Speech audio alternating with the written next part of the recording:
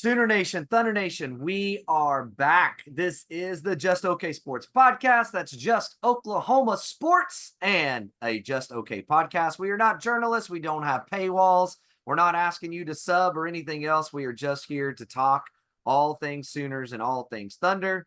I'm Daryl. That's my brother, Jared. Jared, how are you doing, sir? Oh man, it's good. It's good. Florida living, man. Florida living. I had pretty sure I had a package stolen off my porch and like dude, I still like this is the weirdest thing. I still don't know. I have this theory. So I had this package delivered. It was actually medication too. But I had dog food. It got shipped FedEx. And we're not gonna get any sponsorship deals from FedEx because I'm about to just rake them over the coals over this. But, like, they left the box, like, in front of my garage door, like, in plain sight, right? Oh, And I come and on, I get that I man. get notifications, like, I get text notifications when, like, when that specific package, because it's medication, right? So it sends me a text that's like, "Hey, your package has shown it's been delivered." And there's probably, like, a 10, 15-minute delay or whatever. Right, But, like, it popped, and it was, like, not maybe 5 or 10 minutes later, I walk out there, and I'd actually had 2 packages delivered today. I had dog food from Chewy right. and that. And I go out there and the dog food's there, but my medication's not there. And I was like, Oh, bro. So I come had to on. like go through FedEx and dude, FedEx. Okay, you wanna know what's the dumbest thing? So they're like, I go and file a claim because I'm like, okay, I'm not paying for my medications again. Y'all are the ones that like if it got stolen or whatever, but like I don't have like a camera that looks out there. So I was like, file a claim, and then all it does is sends you a text every day that says, have you found your package yet? Have you found your package yet? If you found your package, click this link. And then it's like, and then like it was like yesterday, which luckily like I guess they just sent a label to the shipper again, and then they just Right. sent me another one. And I got it today, so no big deal. But I was like, this doesn't help me, dude. Like, oh, you're No. not like it's such a joke. So Oh, anyway, that's been like the craziest thing that's happened. Other than that, it's just been freaking hot, man. It's like bro. I know that's been bad in Oklahoma, Yeah. um, but like we've been talking, like I still think the longer I live here, I'm like, the heat is different. I didn't think it was that, but it's just like the humidity is so. Yeah. I told somebody, it's like when it gets hot in Oklahoma, right?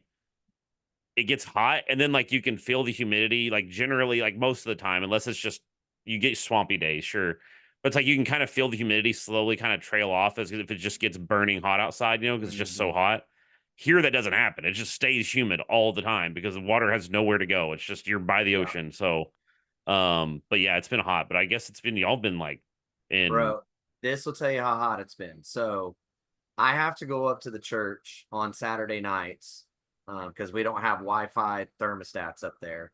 And so I go up there about 8:30, 9 o'clock on a Saturday night and kick all the air conditioners on just so it can get it down, right? Low enough. Well, I was kicking them all on and I noticed that something had been spilled like up front. So I cleaned it up and I totally forgot that we have 4 air conditioning units that cool our worship area. I forgot to turn one on. So 8:30, 9 o'clock p.m., I kick them all on. I turned them down to 67 degrees to try to drop it all the way down. When I got there at 5 a.m. the next morning, it was still 70, like what was it, 75, 76 degrees in the worship center. And then I kicked on the other one, and from 5 to 9:30, it barely got it down to 71 degrees. And then as soon as service started, like as soon as we put people in the room, by the end of service, it was back up to 76. I mean, Yeah, it's brutal, dude. I told you my air conditioner was out for like 3 days, right? yes. Oh gosh. Oh, Nuh-uh. dude, dude, it was Nuh-uh. like 80 something degrees in my house, and I was like, I literally Nuh-uh. hate every bit of this. Been there, done So that. yeah, I don't know. That is one thing we were like, I didn't realize this. Like I was talking about this with some people the other day. That's the one thing I was like, I didn't know that I'd miss it because the weather is generally nice here. I will say that. Like it's hot right now, but like it's 3 months of crap and then 9 months of beautiful weather. But even that Right. beautiful weather is like warm. So we don't have like I started thinking about I was like, I haven't seen the leaves change in 2 years. Like I haven't seen it because it doesn't happen here. Like it's just Right. There's no you mow your season. grass Yeah. year round. Like you know what I mean? Like everything just stays green because it stays warm. So Yeah. I do miss the seasons a little bit, but yeah, I mean it's hopefully we're football season is this Yeah. weekend, dude. This Uh, weekend. Like I told somebody, I was like, football season for me was like, don't get me wrong, I like am dying for football season, but I was like, there was always that little extra thing in my head where I was like, this also means that it's going to start getting cooler outside. Like it means that things are going to start cooling off a little bit. Like we're getting closer to that at least. It's usually in Oklahoma, I guess it's about like October, I would say, is when you really start to see temps drop, but right. you're really getting into that fall mentality, So, but Yeah. I am. It's always like the first 2 or 3 games. As a matter of fact, I was talking to my boy Justin about this today. We were, I don't even remember what game who we played. We went to a game one year in Norman, and it was like a 2:30 kickoff. It was the first game of the season. So freaking hot, and we made the dumb decision to go to Hideaway before the game and ate like a giant pizza. We were stuffed on pizza, and then we go to the game, and we're like sitting, we're like lower, like we actually had really good seats, and people are dropping around us like flies from like being Yes. dehydrated and passing out or whatever. And like me and him, I was like, I told him, I was like talking about this today, and I was like, did you like think whenever that was all going down, did you ever think like we're next, like we're gonna be the ones getting carted off by the paramedics here in a minute because we're so full of pizza and like probably dehydrated? We were like drinking like the $10 bottles of water like they were going out of Yeah. style, just trying to stay hydrated, Oh but my gosh. Well, I don't so remember what year it was. It was 2011, 2012, somewhere in that neighborhood. We played Air Force at home and somebody ditched oh, us tickets and we went to that game and we took Logan with us. She's like 3 at the time. Dude, it was like 100 and something degrees. People are getting drug out of there on stretchers left and right. I finally take her. She is like flush red, like in the first quarter. Like I'm worried about her. So I was like, I looked at Evan. I was like, look, I'm going to take her down and get her in the shade for a little bit. We'll see what happens. Dude, I took her down. This guy felt so bad for us. He saw me down there with her and he was like, hey, come here. And he was one of the concession guys down there. He opens the walk in freezer and says, here, sit in here with her so y'all can. And they had a TV. that's awesome. And That's there amazing. that was patched into the feed. So we sat in there and watched the game for like 10. And then we left like second quarter. Wasn't even worth us going. I mean, it was just too hot, man. So yeah, the first couple weeks of the season are awful, but then it gets going. But man, regardless, like you said, man, we are what 48 hours less than that, like now, away from kicking things off I for I this do football I season. I'm actually anxious to see because this year I don't remember what they're calling it, I don't remember what the name of it is, but like the Georgia Tech and Florida State game is being played in Ireland. Yeah, um, which I thought was that's pretty neat, I think. And it's like that actually I think is gonna be like a decent matchup. Like I don't like I think Florida State's the better team, but it's just an interesting matchup too. Cause like I think Florida State's a lot of unknowns, and then Georgia Tech's just a gritty, like they're just that yeah. gritty team that like Well, the thing for me that doing these international games, like as a coach, it would terrify me because you don't know how much jet lag is going to impact your team. And I know they try to get there days before, but that's less recovery. It's less, I mean, there's just so many distractions. We saw last year. I don't remember, was it Michigan that played over there last year? I can't remember, but it was Notre they were Dame and somebody. slipping and sliding all over the field because the grass is just different and it doesn't hold the same. So I mean, it's cool for us. I dig watching it, but I would hate it if I was a coach. I I would not want to I mess with that at all. I knew some people that went last year, or maybe it was year. No, it was they went to one of the NFL games. It was like the Jaguars and was it the Jaguars and Patriots or something played last year over in they Somebody played at like like that. Chelsea Stadium or something. I don't remember anyway. And it was funny because they were like so many people went, but they don't really know football, especially the way that Americans do. Uh And huh. so it was like they were just like trying to do like soccer cheering where it's just constantly like, oh, like they're all and it's like there's nothing like it's like they're in a commercial break and people are like, yeah, like cheer and they're like it was the most awkward thing in the world. He was like it just was nonstop. And he was like it was cool to like a degree, but you just could tell that they didn't understand the Yeah. rules and what was happening to the degree that obviously a hardcore American fan would. Right. No, no So doubt. but they're So always interesting to watch. I think it's cool that they're trying to like branch out a little bit. I mean, yeah. we gotta praise it a little bit. We've got a Brit on our team that got interested in football because of that stuff. So Heck yeah, absolutely. And it sounds like he might be a player. So Speaking of that, football season's upon us. Camp is closing. They have a couple days left here, but the reality is they're really starting to turn their eyes towards the season and game prep and all those things. So let's do our fall camp closing, if we will.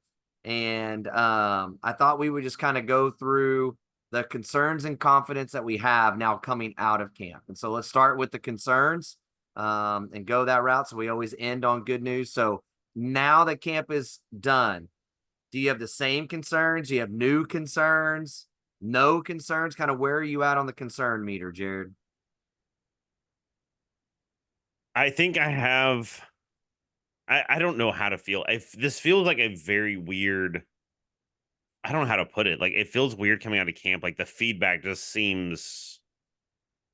I don't know what word to use for it. The feedback just feels kind of like maybe a little masked, I guess, or something like a little bit fed.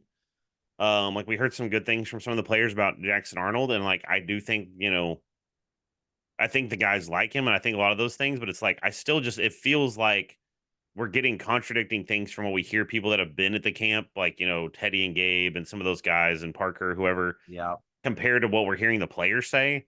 Um, and so it's just it feels a little awkward. So I don't know. I guess like one of the things is like I want to know. I still think seeing Jackson Arnold throw the ball, I'm like, again, slinging the ball, like if you just want him to throw it in a trash can that's 60 yards down the field, the dude can Yep. probably do it. Yep. I want to know about his decision making. That's a big concern. And it's not going to help that I don't think I'll admit this. I don't think our offensive line is going to be something that's going to give him a great measure of time to Right. make those decisions. Yeah. Um, especially in the SEC, we can talk about some of the other games, but it's like when we get to the SEC schedule, those sorts of dog days, bro, it's gonna hurt. And Yeah. he's gonna have to be on his feet. So I'm a little concerned with that. And I guess the other one is definitely, I mean, the offensive line. Like I don't know what to think about it.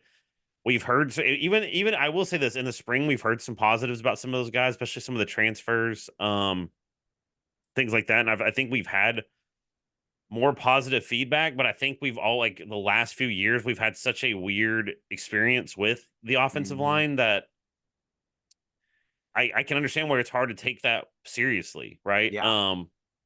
And I don't think I'm nearly as on hitting the alarm button as you are on the offensive line, but it is a concern.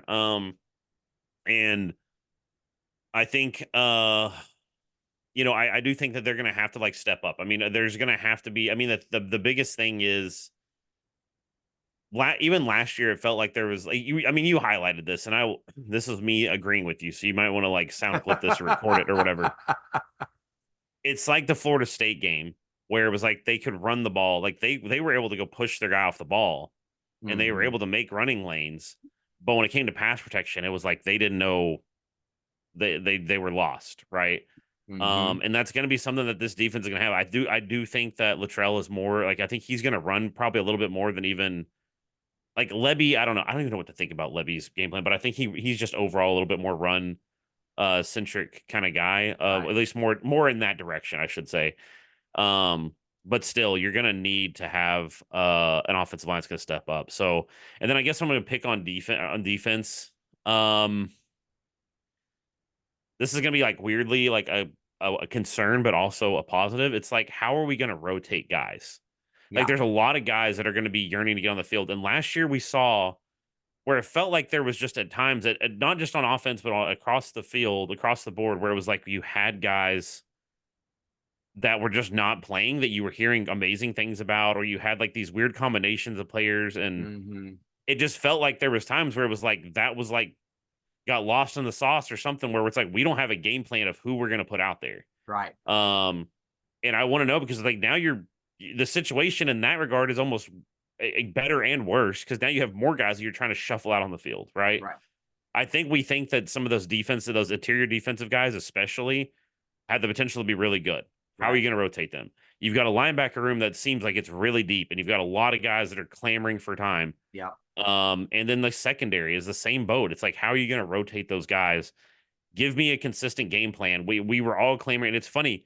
We were all clamoring for Peyton Bowen to be on the field more because the dude just makes plays. So how are you going to fit him on the field without having to take somebody else off like Bowman or who, you know what I mean? Like, how are Right. you gonna like? There was always such a weird shuffle.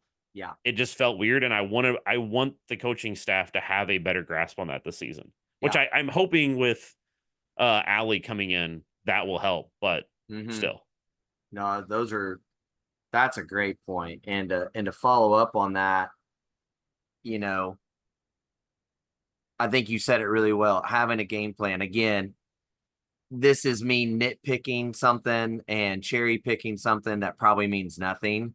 But like we talked about, they have always had a tradition that the lines for their position groups are in order of who has earned those positions, right? So, like for instance, Danny Stutzman is always the first linebacker in line, right? Billy Bowman, first in line, Gentry Williams, first, like et cetera, et cetera. Jackson Arnold. Seeing that clip of Lewis Carter and Danny at the front of the line and look like I'm hoping and praying that they will look at this team and say it is deep and we can play more than our starters. And like we talked about a few weeks ago, I love the concept of putting Stutzman at the will where he is better and he's more free to play. And Lewis Carter, who, by the way, everybody's kind of forgotten about Lewis Carter. He's starting to got some talk, right? But like in the spring, we were hearing he was just knocking guys out of practice like every other day. Like he was the talk of spring. And now we're just talking about Kip Lewis because he's put on 10 pounds, but it hasn't necessarily been practiced. I think Kip's playing great, but I'm just saying the combo of Stutzman and Lewis Carter is you looking at your roster and saying this works well together. Let's put them on the field together. Kip is really better at the will as well. Kobe is a Mike. Let's put them together and then we can rotate whether by series or game style, whatever. I think I will say this, like the one positive, if you're an OU fan, you're concerned. Defense is, I mean, not to say there isn't an aspect to it of this, but it's like it was a lot more frustrating, I think, last year on the offensive side of the ball, right? Like you would put yes. Towie out there, and Towie, as soon as he got hot, they'd pull him off and put Sawchuk in, or vice versa. And you're like, what are we doing? Yes. Right? Like on defense, there's a little bit more interchange. Like you don't need as much I guess momentum or whatever however you want to phrase, like you don't need as much like getting a hot hand, so to Right. speak. Like you're just kind of doing your job. So um I did think that's better, but like I do agree with you. It's like we need to, like, how are we gonna do it? Like if we march out, I don't know, like if we keep mix matching those combos, like you just mentioned, right? Where you have Mm-hmm. Danny, Kobe, or whatever. It's like, okay, like let's put two guys on there so they're familiar with each other Right. and start building that chemistry, and they can start getting things lined up. Then you can have two quarterbacks of your defense. Right. Like you Right. can have two leaders. But if you're every time you march it out there and it's Danny and it's some random person, or Yeah. what, it's like, okay, what are we doing? Yeah. Well, and I mean, again, this is not me. This is Teddy Lehman on the breakdown. He has said it now on 3, 4 different podcasts. Kobe is the smartest linebacker in the room. Yeah. I mean, if that doesn't scream, we've got two quarterbacks for our defense. I don't know what does. Now, for me, the concern still is the O line. And here, like, it's gone deeper though. I'm really concerned about our health. Now, I know on Twitter right now, they're talking with BV at practice. We're recording this Tuesday night, and he's telling everybody, yeah, we have some injuries, but they're all fine. They're going to be ready for week 1. I'm just telling you right now, I don't buy it. And the reason I don't buy it is because we had a scrimmage again at the end of last week, mid last week. And guess who they were holding out? You know who the starting center was for the first team last week during the scrimmage? No idea. Josh Iasosa. Not great to hear. Okay.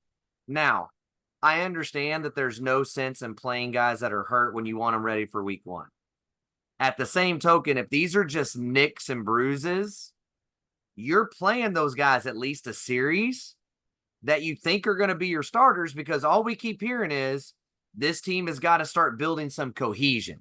We need to settle on 5 guys so they can have cohesion. You're telling me you couldn't put them out there for a series last week and let them play together and see what it looked like and then sit them? Like, that's what you're telling me. that they're so banged up that 2.5 weeks before the start of the season, you can't put them out there on the field and play. And now here we are a week later, and they're still not practicing and moving. Like, look, man, I've always said the offensive line was going to be a problem, but I was gaining confidence in the 5 starters they were picking were guys I thought that could hold their own, be average, right? But if you're going to start going all the way down, and I'm sorry, I know everybody wants to say, well, he was on the Joe Moore. Garen Hatchett did not play that much for that Joe Moore Award offensive line. He was Yeah. there. He didn't play much for it. Okay. So now what? What are you going to do there? How are you going to help it? So the health, the depth, all of it with the offensive line has me very concerned coming out of camp, which again, like you, and I think you said it really well, which bleeds over into decision making for Jackson Arnold. Because if he believes he's going to have to run for his life, right? We've seen it, like it's the old cliche with David Carr, right? David Carr went through a season of getting sacked every other play, and it ruined his career because he could never slow the clock down in his head to play quarterback. It worries me bit on both those fronts.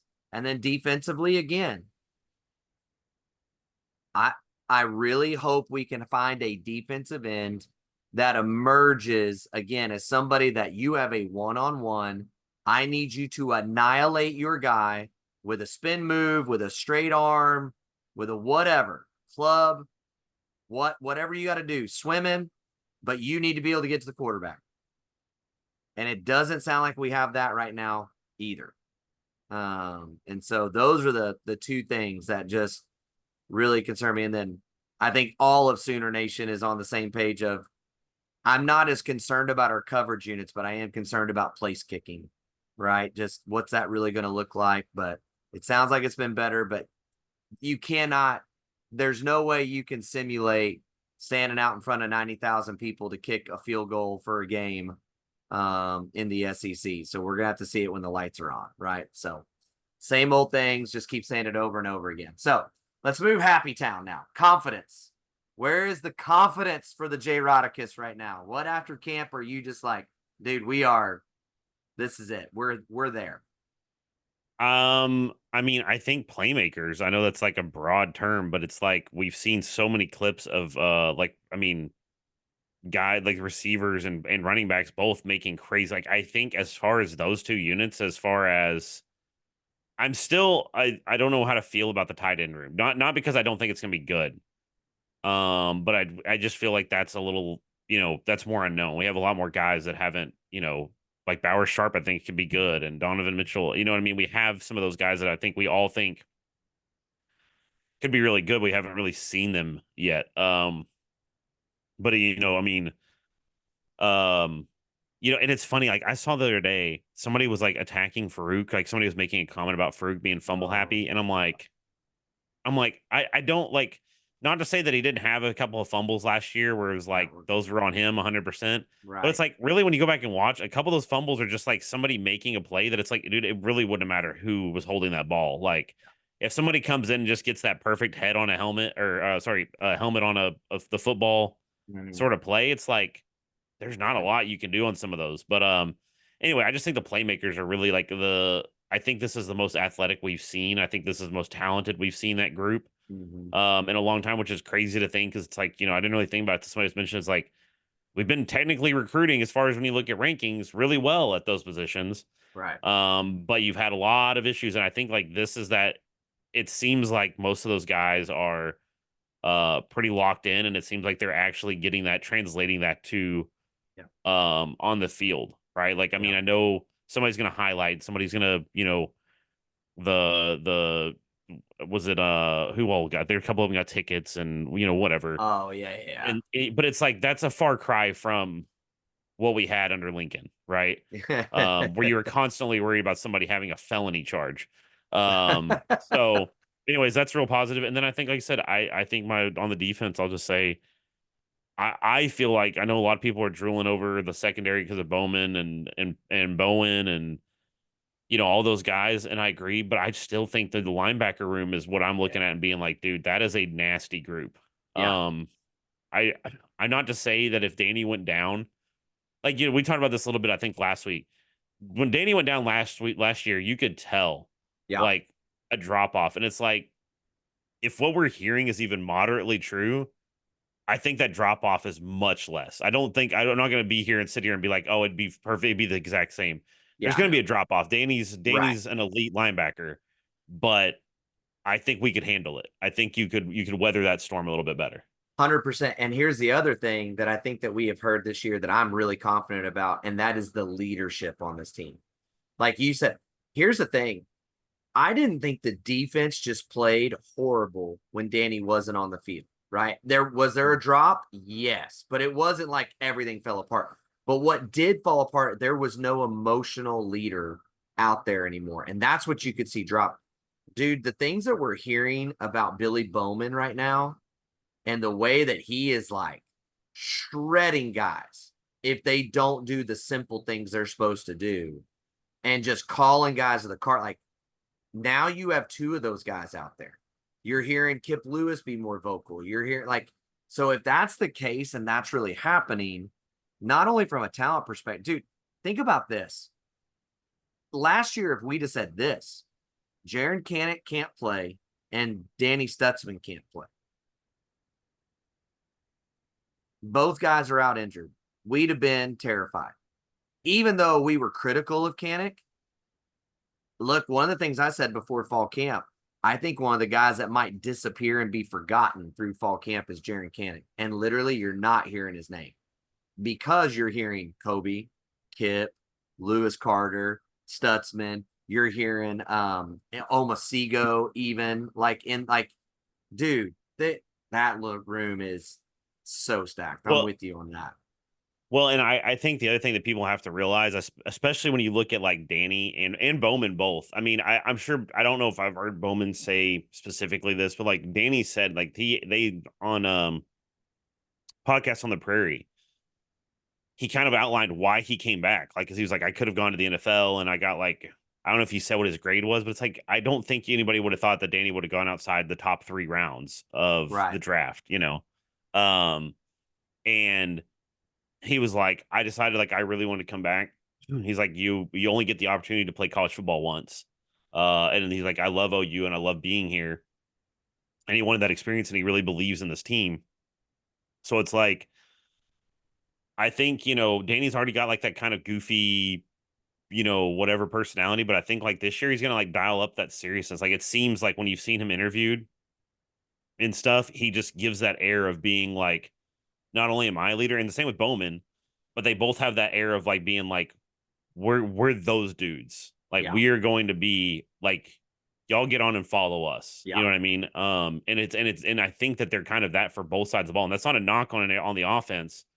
I just think those guys. I don't even know. Have you seen the hats that they had made that I actually really want Yes. the Yes. Stutzman bone? Dude, I Yeah. want one of those hats so bad.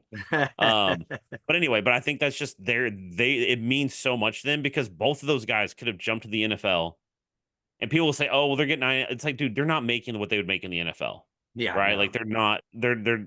We can say whatever we want about NIL. They're not making that much money. They both could have. They're here because they want to be, and they're here because they believe in the team, and they're going to, I think, pour their hearts and souls into this team, and I think that's incredible.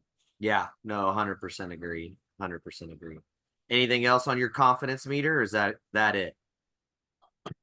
Um, the only thing is just I think the addition of Zach Alley is going to be huge, monumental Yeah. in things. Like I said, I think Brent, I mean, I just alluded to it earlier. I think one of Brent's weaknesses was that he was trying to do too much.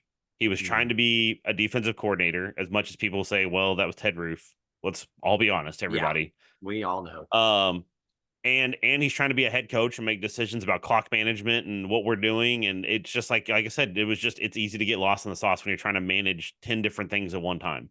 Right. And I think Brent's a special guy, but I think adding somebody like Zach Alley that could say, "Look, I'll run your defense and I'll make sure." And everybody's talked about it. Like the players have been like, "Dude, that is a mini Venables.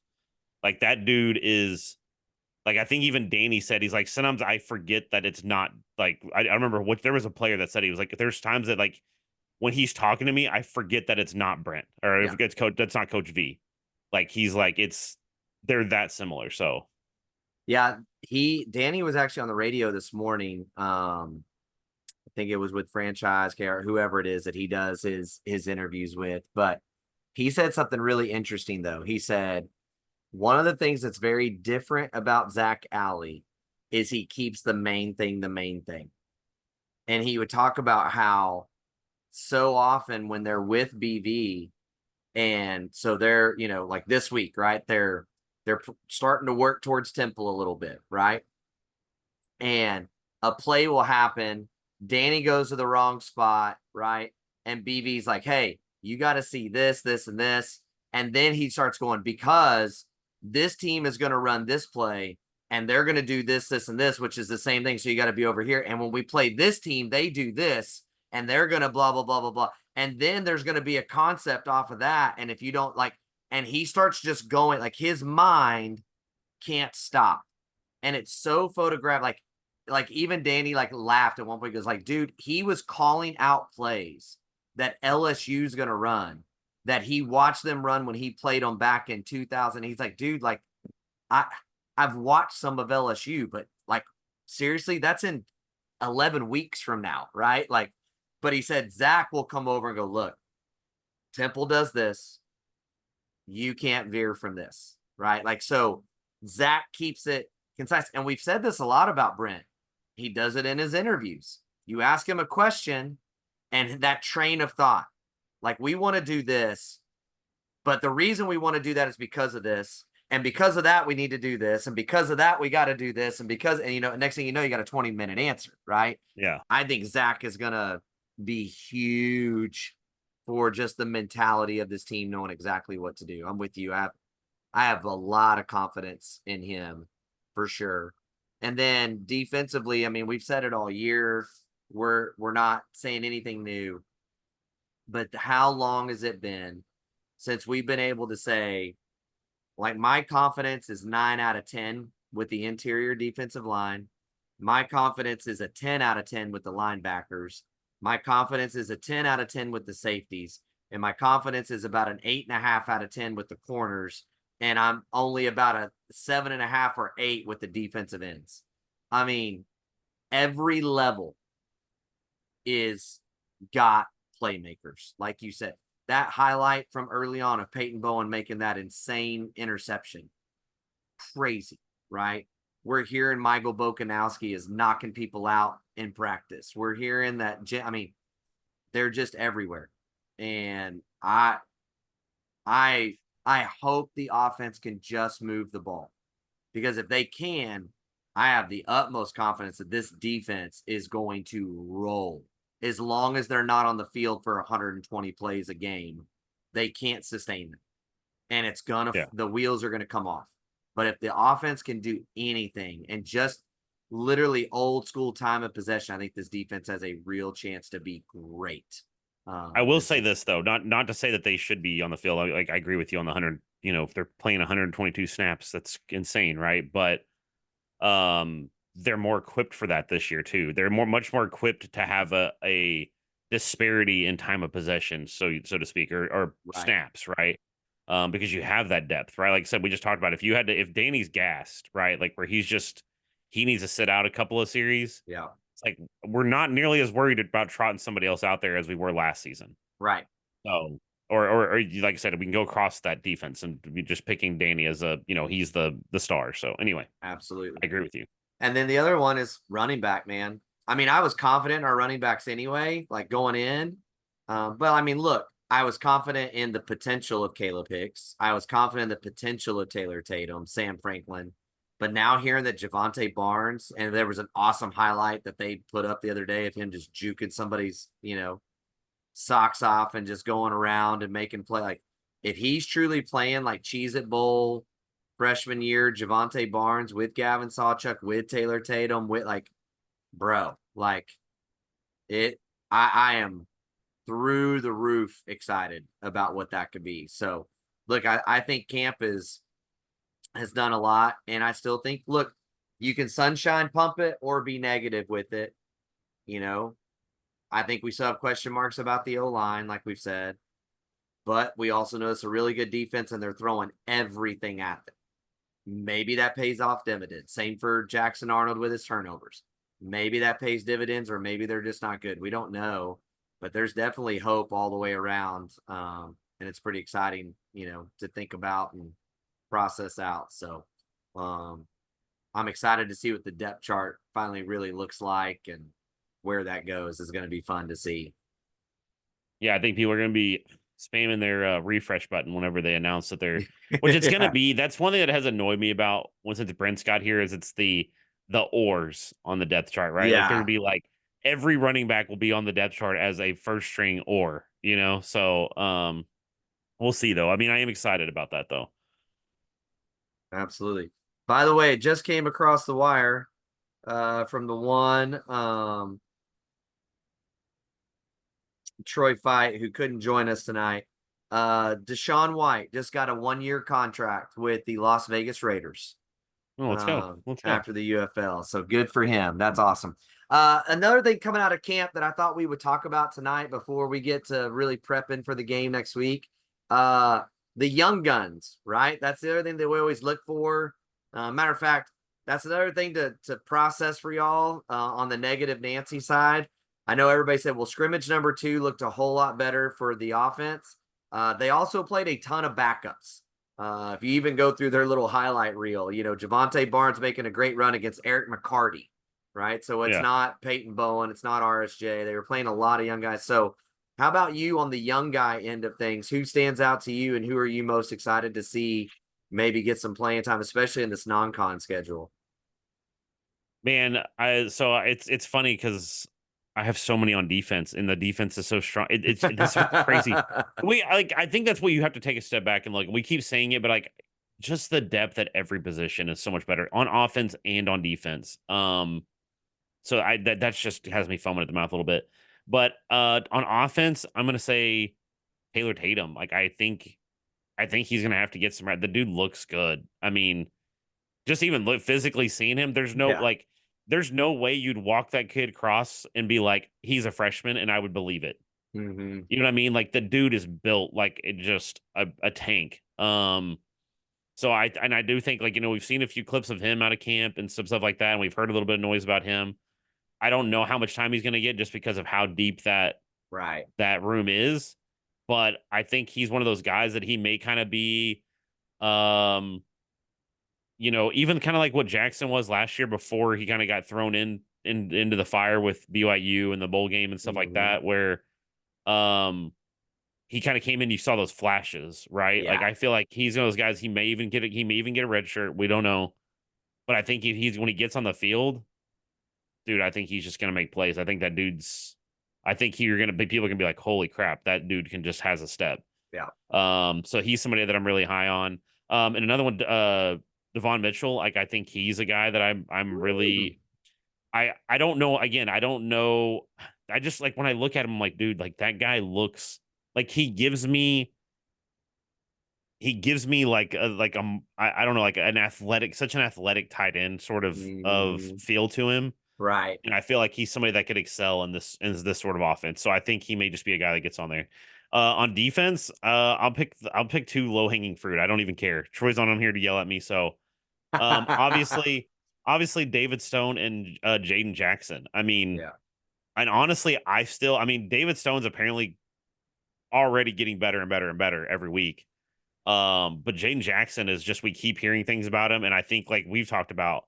Um, I'll give you a good comparison, and this is gonna be a major shout out. You remember me texting you the year that Samaje and Joe Mixon both came into OU.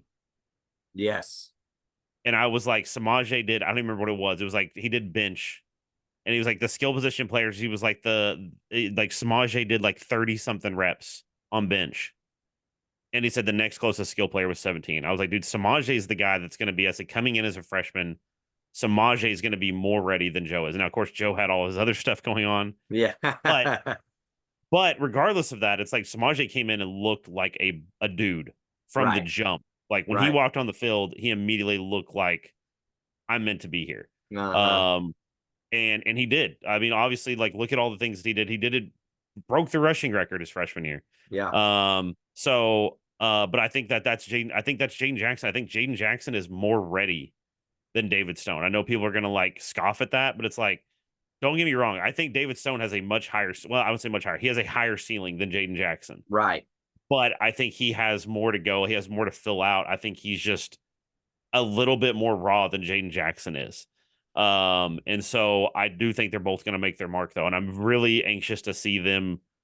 I want to be able to see them blossom throughout the season into those guys that can be like a real threat on the interior of a defensive line, because that's what you need. You need those anchors in the middle of it. When you're playing in the SEC, if you don't have somebody that can anchor the interior of a defensive line, you may as well not even walk out on the football field. I Right. mean, that's how it is. So, Sure.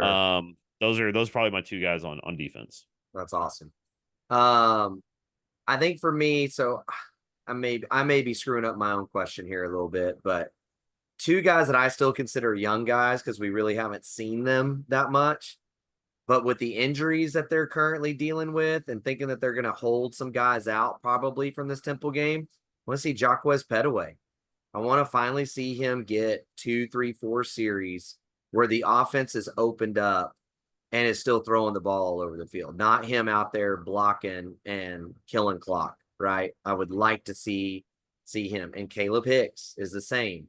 They redshirted him, all the different things because they were deep last year. Dalen Smothers took the carries. Now he's gone. I want to see. I do think Taylor Tatum is the real deal, but I still want to see what Hicks can do. From a really young though, like freshman side of things, I think I want to see Ivan carry on. I was not very high on him coming out of high school. I didn't think his tape was awesome. He did not look fast. He didn't like, and apparently, even in the spring, he was making major buzz. He had some great plays, nothing like a huge play, but some really solid fundamental plays in the spring game. He looked faster. If that dude, and he's 6'6", bro, 6'6" at wide receiver, like if he can put it together, that's a weapon. And so I want to see him on the field definitely. And I struggle to say this because I'm not meaning it for controversy's sake. I just know the dude can run. I want to see Michael Hawkins, man. I want to see him get on the edge and just turn it loose. I want to see what his wheels really look like in person for sure. When he's out there. So those are my offensive guys. Defensively, Danny Okoye. I mean, from a Twitch, I know I keep burying this line and it's not a good one, but I'm going to keep he's just not stiff. That's what I keep saying about PJ. He's just not very flexible. He's the Baptist pastor stiff guy, but man, Danny's not, and he's violent, and I want to see him a lot. And then the other guy that we've heard a lot of buzz about, and I think he's going to play a lot against Temple, and I think you're going to see him play a lot this season, is Michael Boganowski. And you can go all the way back to over a year ago, when he committed. I said, I love this kid's tape because he chooses violence at every turn. Offensively, defensively, return a punt, didn't matter. He chose violence. And a matter of fact, his dad retweeted it like instantly. That's like, Yeah. dude, this kid, man. And apparently he's put 1 or 2 people in protocol in fall camp, and he is clicking and getting it. So I'm really excited to see him. And there's tons of buzz with Eli Bowen. And look, a lot of people probably don't believe that, but here's one thing I will say. I think every coach, Sunshine, pumps their athletes a little bit, right?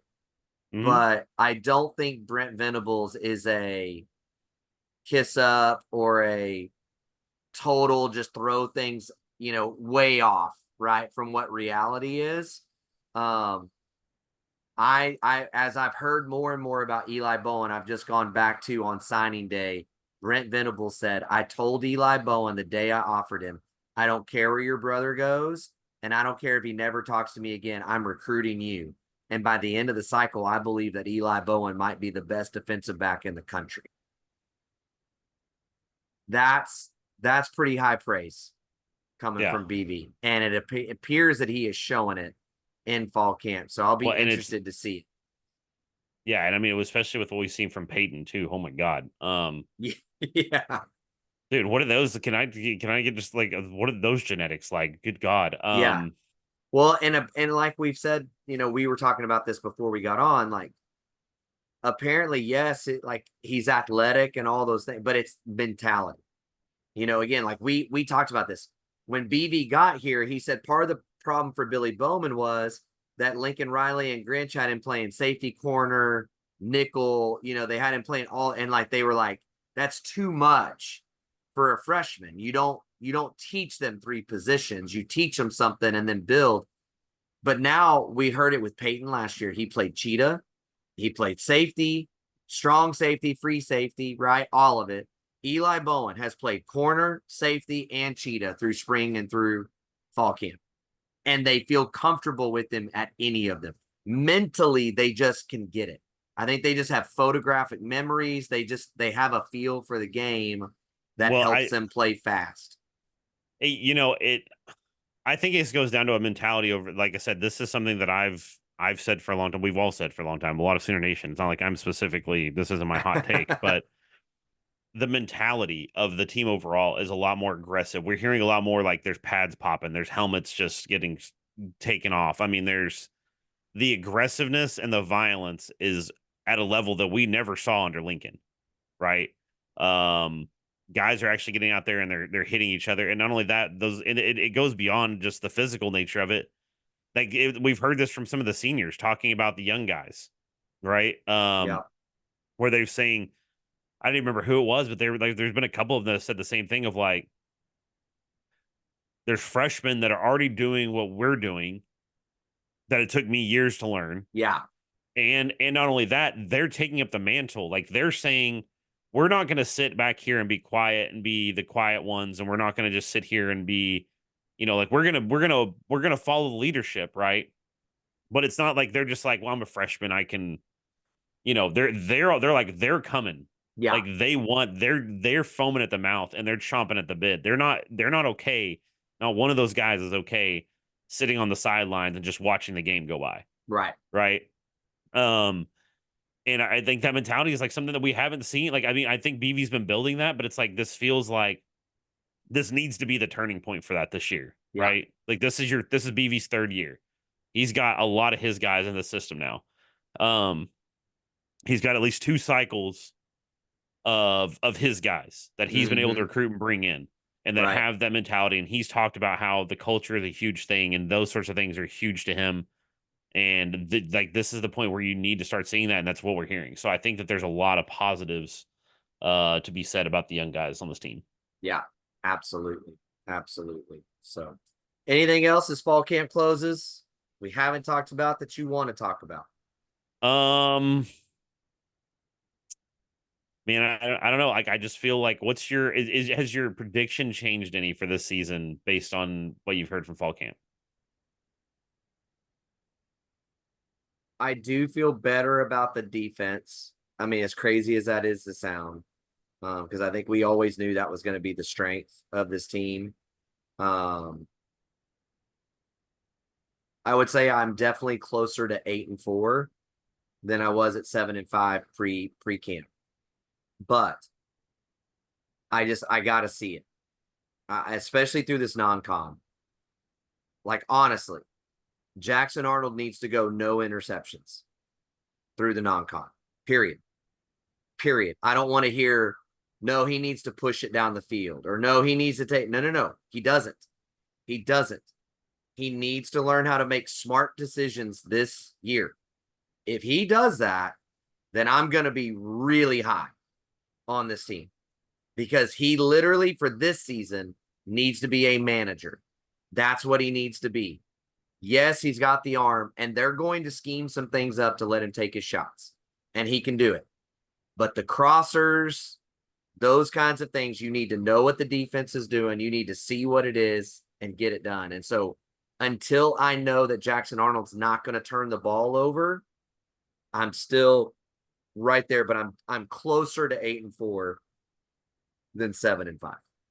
Yeah, here's here's the thought I have, and I just want to run this past you because this is one thing I've thought because I still see people on Twitter and whatever, like everywhere, that are panicking about Jackson Arnold, right? Right. And look, I think the big thing is when we watch the Arizona bowl game, that game is well within reach if he doesn't throw some really bad interceptions, Oh, it's a right? huge win. Yeah. Yeah. Um, so a lot of that rests on him, right? Um, but the things I would give is like he was kind of always a backup. He was working on a new offensive coordinator. Kind of got thrown into the game. I wouldn't say that he probably didn't have, it wasn't like it was 2 days before the bowl game or something, but still thrown into a bowl game. So I give him a little bit of rope there. And like I said, I get frustrated whenever people read too much into fall camp. Not to Yeah. say that it's not something to look at, but it's like everybody's drooling at Peyton Bowen and Yeah. the things he's doing. And everybody's drooling about Billy Bowman being a leader and being going and like we keep hearing all these things, but then people that go, but Jackson Arnold can't move against this defense. It's like you just spent 10 minutes Right. raving about the defense and how elite it is. It's Right. like And that's maybe why, and like, I want to be very clear. Yes, I'm with you. And I, I would be, look, here's where I would be. I would be 8-4, 9-3 if what we heard out of camp is this. The offense just can't find space. I'm all in. But what we've heard, especially early in camp, was turnovers. And turnovers are different than not moving the ball, right? Like if all the inside reporting and the guys we talk to and the different podcast people, all this stuff, if all the reports were, look, man, the defense just dominated. They couldn't run the ball.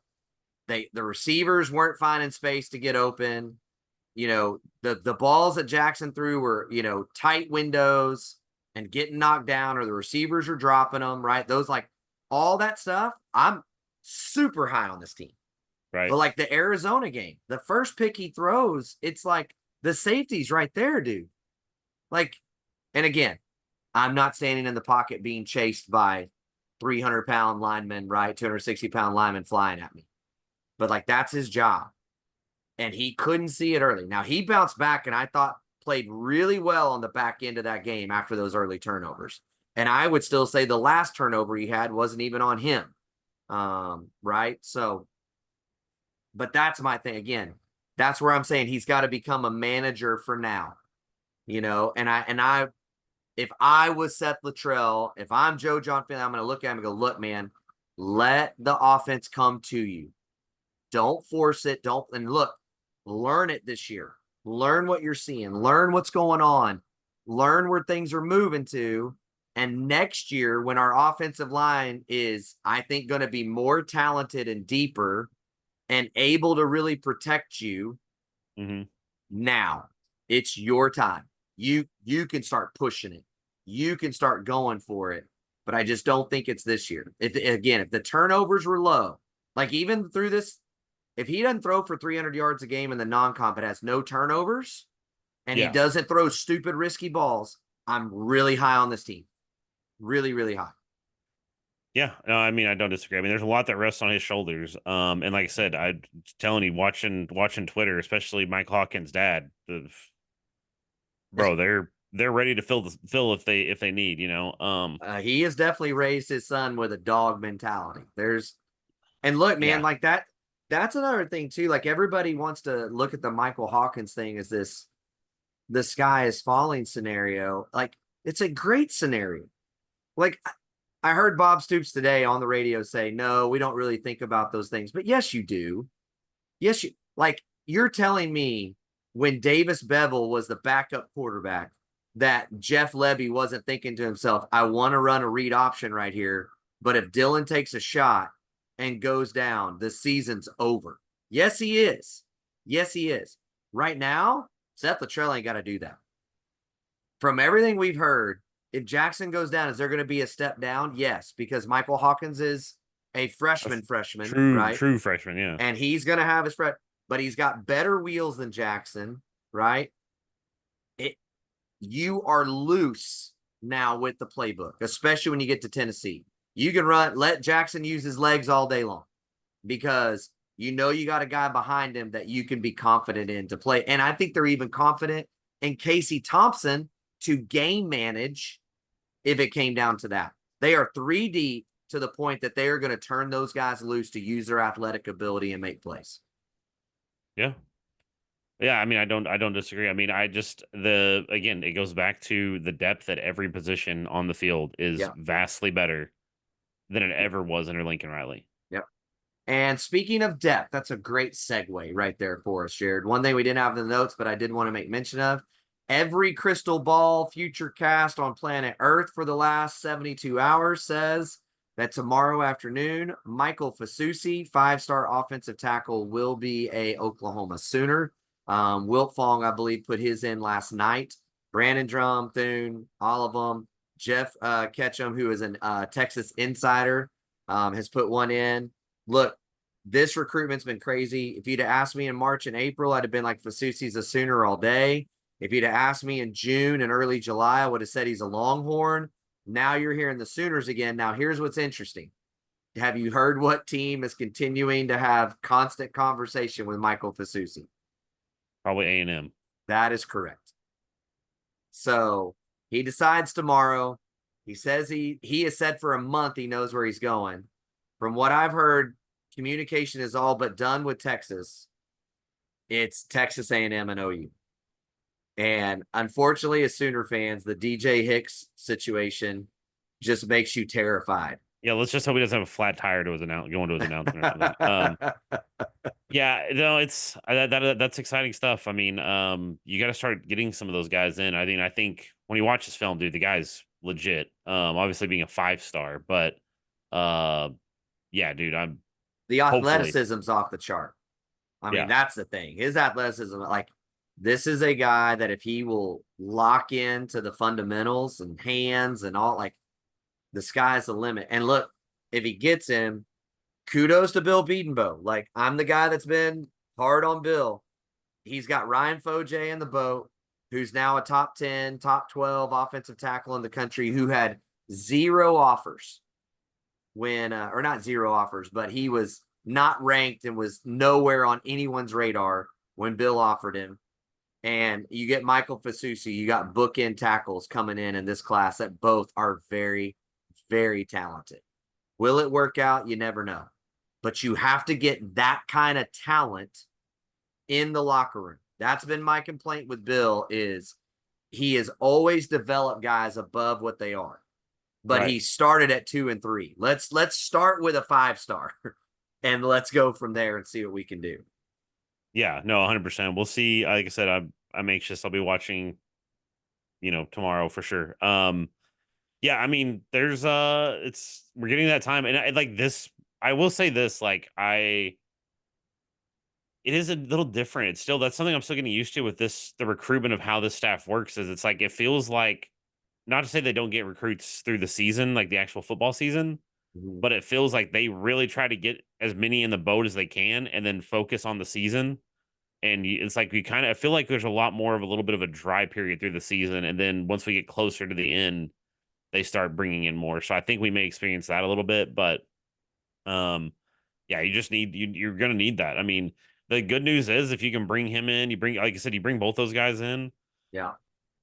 You have a lot of talent on this O line. It's really young, but Yeah. you have a lot of talent. So and with the transfer portal, you kind of have to look at that a little different, right? Like used to be, it'd be like, okay, well now you're stuck with having a young but raw offensive line for a couple years. It's like now you can supplement that a little bit. You Yeah. can, so we'll see. But I'm excited. Like I said, I'm already high on EPL. I'm already high on I mean a lot of the guys Brooks. that even came with this Brooks, a lot of those guys coming in that I was like, dude, I think these guys, I don't think that they're necessarily gonna make a ton of noise this year necessarily, but I think that those guys have it to Yeah. be like to have that potential. So Yeah. It's exciting. And then in honor of Troy, even though he's not with us and he's been watching his son play baseball tonight, they're traveling home. Did you see the tweet that he just sent us? no. Annie Hansen the Oh, University of the USC one I did see. I didn't see that him send it, but where she's claiming at ba- 9:23 p.m. Here's what it says. Baker, period. Kyler, period. Jalen, period. Spencer, period. Caleb, dot, dot, dot, Miller, and has a picture of Miller, whatever, Moss, their starting quarterback at USC. Ugh. Dude, if that guy could just stop riding coattails of OU Here's the for deal, man. Like, you can't deny that he had a part in all those players, right? But why don't you say Carson Palmer, Matt Leinart? Like, it's not like USC doesn't have quarterback history, yeah, right? Like in yeah. draft picks. Like, why not go through those guys and Caleb, who was As there? much as every OU fan hates USC, you can't look at USC and say that they haven't been a premier program through the history of college football. Right. Like they had some of the best players to ever play college football have come through USC. Why are you not hyping them? Like, why are you not representing them? I don't get it. But it's because you know why? You know why it is? Because Lincoln's ego. It's got to be somebody that Lincoln's had his some way that he could say that was me. Yeah. That's what it is. Yeah. So can I actually? I'm going to derail us a little bit, but can I Uh-oh. tell you something? Like, And you're going to be really excited. I actually had a take that Colin Coward had that I actually agreed with. Not uh-oh. football related, by the way. Not Oh, football well, that related, okay, that makes more sense. but WNBA. Oh, He had a okay. take about Caitlin Clark Ah, about how she's not in the 3-point contest.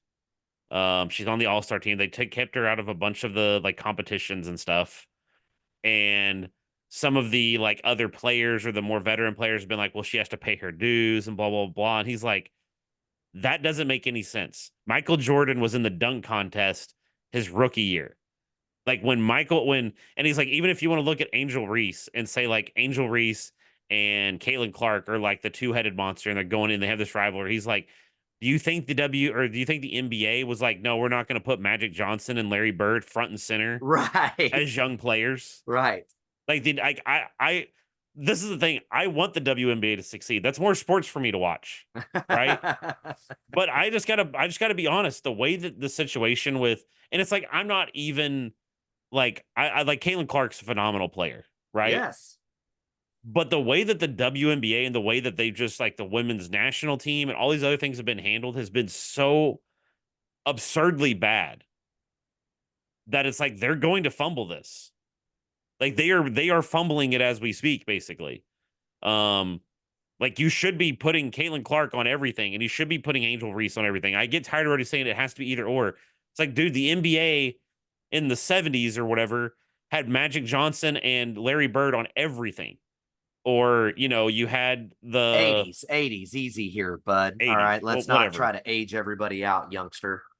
Okay, well, whatever. But that's what I think. Like you've had rivalries in sports, right? Like you've Yes. had those, and you've had all these crazy things, and like the WNBA is like, well, she like I'm sorry, dude. Like I don't know what Angel, or I don't know what Caitlin Clark's like in person or whatever, like as a teammate. But it's like, dude, she sells to the only reason the WNBA was like nobody was going to games, nobody was watching games, nobody was talking about it on Twitter, nobody cared. So I have to give it to him. He was like, nobody cared. And now you have all these veteran players who were playing during that time that they're all good in their own right. Right. Nobody's saying that, but they weren't able to bring people and put them in the seats or put their eyes on televisions, and they're the ones saying, well, she hasn't paid her dues. She's the one paying the bill right now. Yeah. And I Yeah. was like, dude, I actually have to give it to Coward. I was like, I 100% agree with that. Yeah. I mean, I get it, man. Like, look, I think one of the best basketball players that's walked earth is Diana Taurasi. I mean, she is, dude, she's unreal. And she's played forever at a very, very high level. She was unbelievable in college. She was unbelievable in high school. But it feels like that guard of player is mad and looking for reasons to not like Caitlin, you know? And look, at the end of the day, here's the thing. I don't know that we're ever going to get to a point where girls play the game above the rim, right?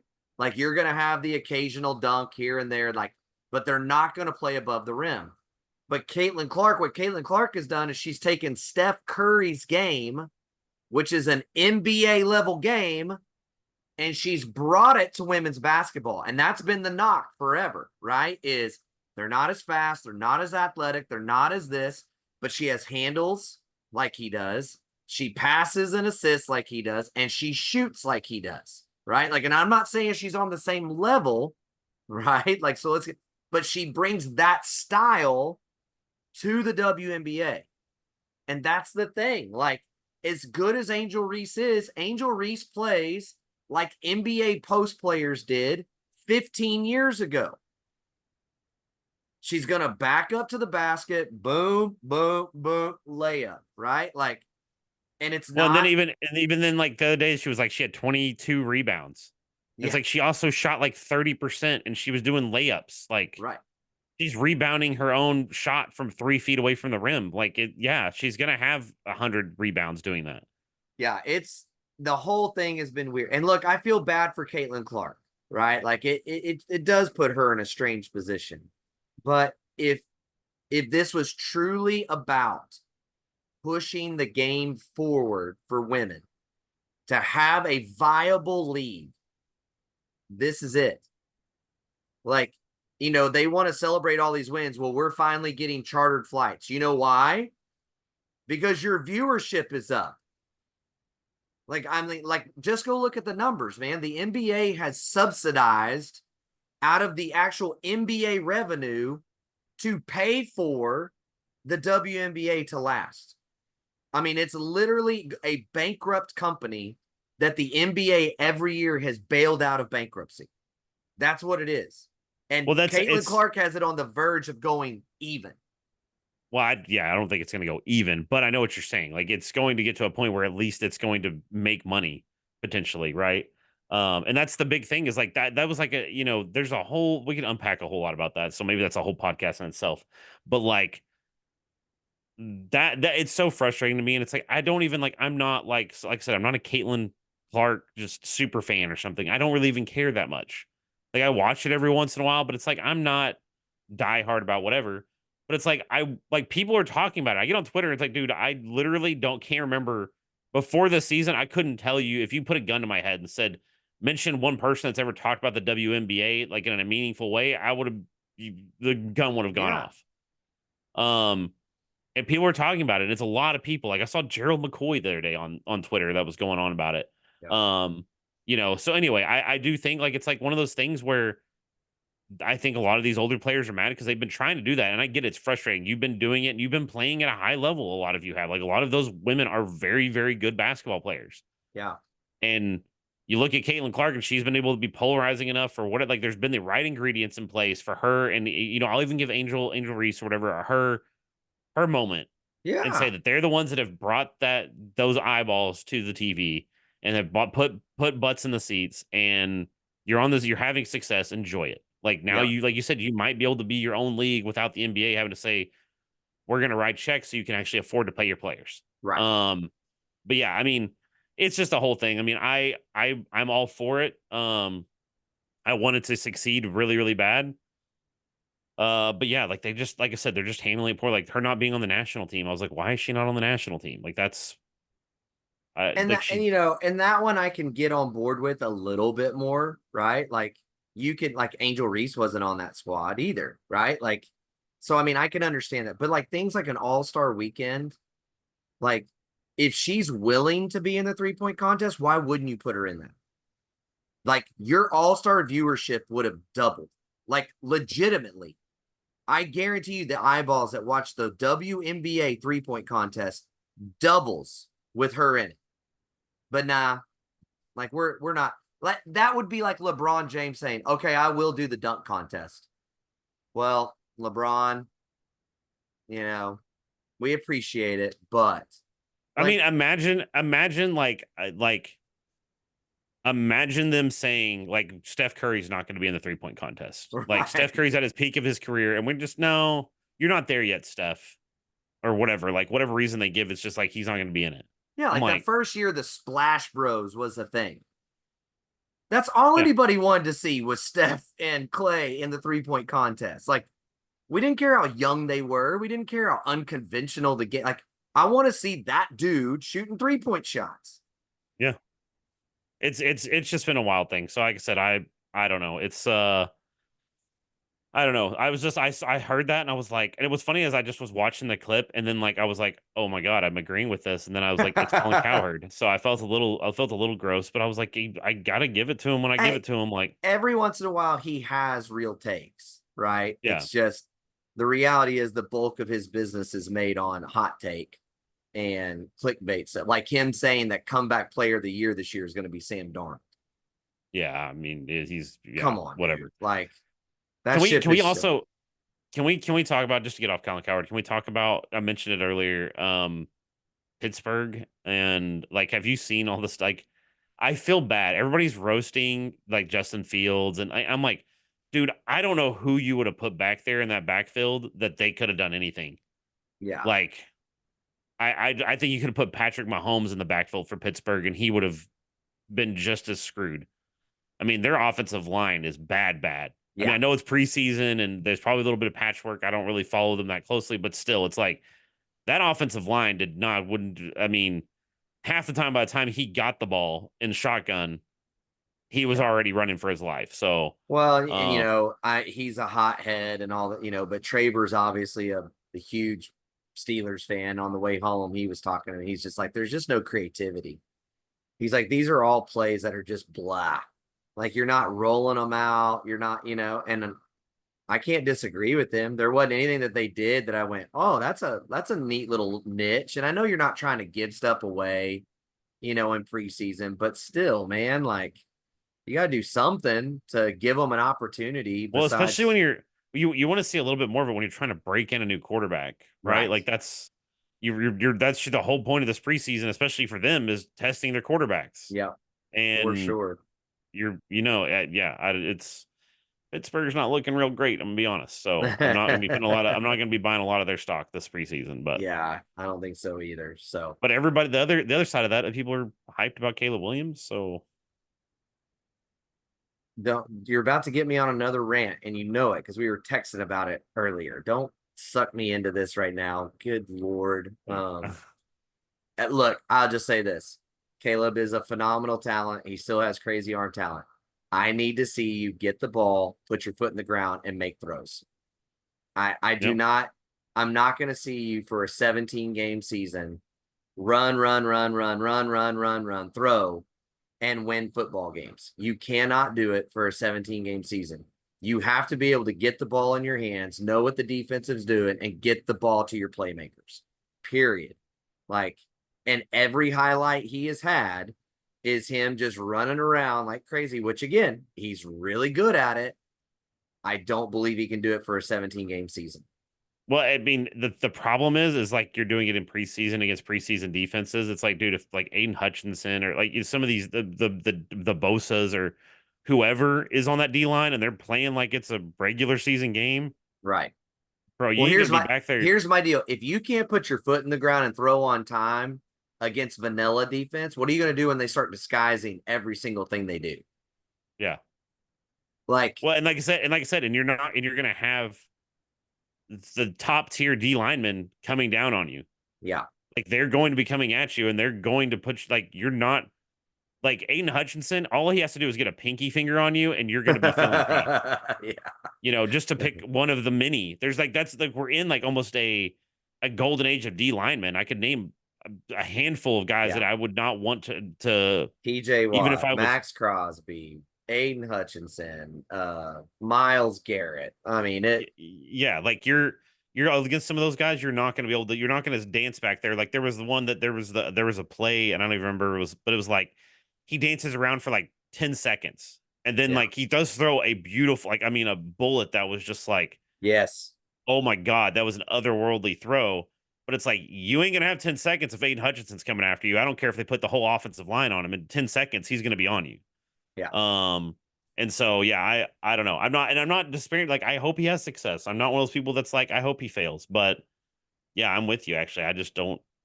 I'm Yeah. like you got to show me a little bit more of actually making the play. Even Baker. Look at Baker, right? Like Baker has learned how to do that. Now you can say Baker's not an elite quarterback, and it's like I No, wouldn't disagree with you. no, But Baker's not back there all every single play running around like a chicken with his head cut off and just flinging the ball down the field. Like he's yeah, learned how to run an offense. yeah. I mean, look, just go watch the highlights of Jaden Daniels as a rookie right now compared to Caleb.